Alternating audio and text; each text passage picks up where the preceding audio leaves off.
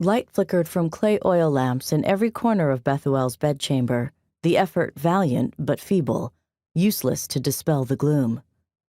Attendants hurried in and out, the hum of their whispers mixing with the sounds of their movements as they refilled a water jar here, wrung out a cool cloth there, and adjusted blankets, fussing, fearing. Rebekah stood to the side, unable to take her eyes from the form of her father lying prone on the raised wooden bed, his head engulfed in soft cushions and layered with cloths meant to bring his fever down. But his clear moments had been few, his words strained as though he were speaking through stretched and cracking parchment. Tears filled her eyes, and she pulled the cloak tighter about her, desperate to subdue the shaking. "Not now, Abba. Please, do not leave me." She heard voices in the hall outside the room and swiped at the unwanted tears. Though the time for mourning was almost upon them, she did not want her grief put on public display. Not yet. Not while there was still a chance her father might recover.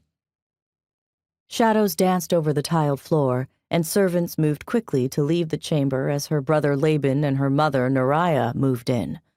Laban carried a scroll and seal and walked with assurance to kneel at his father's side. "You called for me, father?" Laban spoke softly, but his words carried to Rebekah. She leaned closer to better hear him, catching Laban's glance and look of silent censure.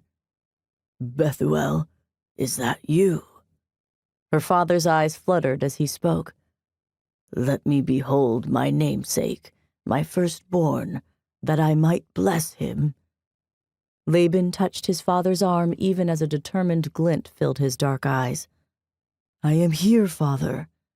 Rebekah's heart skipped a beat, and a certain dread filled her. What was he doing? She opened her mouth to speak, then changed her mind and turned to rush out and find Bethuel. But before she could move or utter a sound, her mother hurried to her side and clutched her arm with claw-like strength. "Keep silent," her mother hissed into her ear, and though she leaned away from Rebekah, her grip did not slacken, her intent strikingly clear.